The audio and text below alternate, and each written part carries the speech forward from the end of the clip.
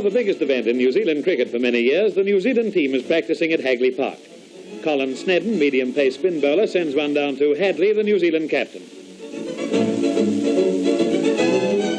At the nets is V.J. Scott of Auckland. And beside him, the team's vice-captain, Merv Wallace, one of the country's leading batsmen. Tom Burt, left-hand spin bowler, to Smith of Canterbury, one of the coats of the team. Sutcliffe, who made 2 brilliant centuries for Otago against the MCC, and Cowie, New Zealand's best fast bowler. Tyndall is behind the wickets, and here's Cowie again.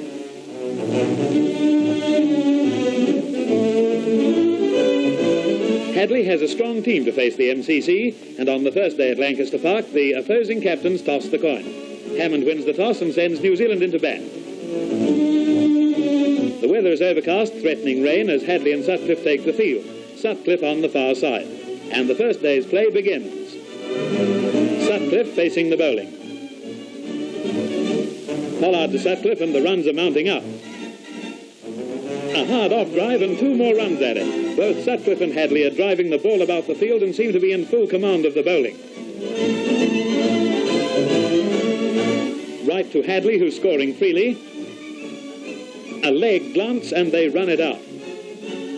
Both batsmen are close to the 50 mark when light rain begins to fall.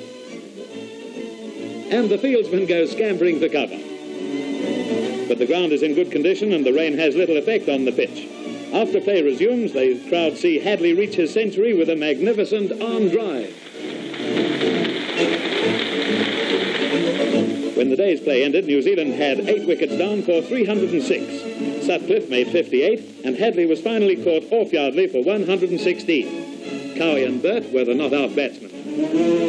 The second day begins, and the weather is still overcast. The Englishmen are working hard to dismiss Cowie and Burt.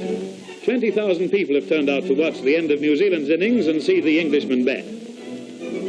Pollard bowling to Cowie, and minutes later he's out for 45, and New Zealand declare with 9 wickets down for 345. New Zealand are in a strong position.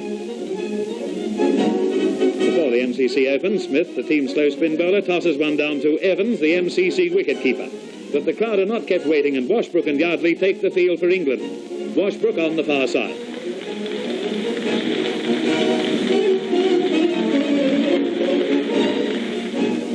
Cowie bowling. And the bumping ball hits Washbrook on the thigh. Cowie's pace is troubling the Englishman, and it's not long before Washbrook is out for 2. Edrich facing Scott.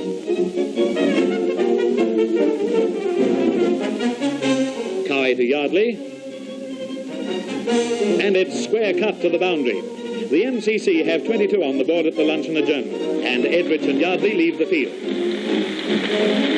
The autograph hunters have a field day, and Bedser is cornered by some of the younger fans. Cowie to Yardley again, and he drives it to the arm.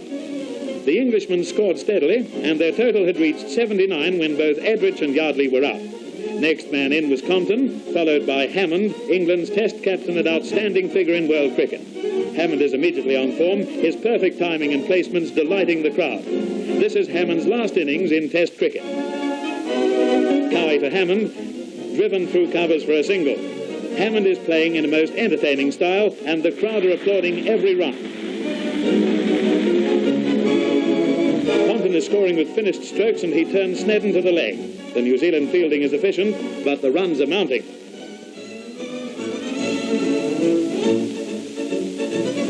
Cowie to Hammond. The ball wraps him on the pads, and they run a smart single. But Cowie is keeping a good length, and a moment later Hammond lifts the ball, and Sutcliffe dives for it. Bad luck, and Sutcliffe has hurt his hand. Here's Cowie again, and he's out. Sutcliffe makes no mistake this time, and Hammond is out for 79. With another outstanding innings to his credit, the English captain receives a long ovation as he leaves the field.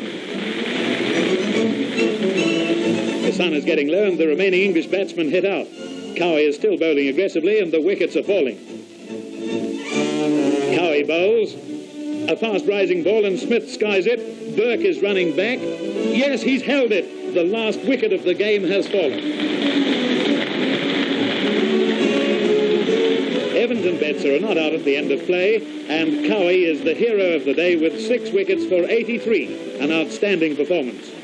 The scoreboard reads New Zealand 345, the MCC 7 down for 265, and the game is a draw. Heavy rain soaked the pitch overnight and continued into the next day. The English team are leaving. It's a disappointing end to the game, but this test match has brought new interest and enthusiasm to cricket in New Zealand.